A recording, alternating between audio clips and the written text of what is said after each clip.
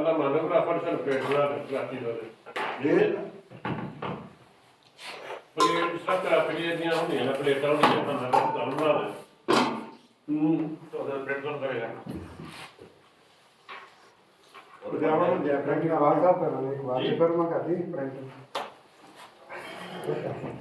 ਯਾਨੀ ਕਿ ਜਿਵੇਂ ਸਭ ਕਿੱਥੇ ਲੱਗੇ ਕੰਮ ਆਹੇ ਦੇ ਹੂੰ ਆਹੇ ਦੇ ਅਰੇ ਨਹੀਂ ਕਾਲਾ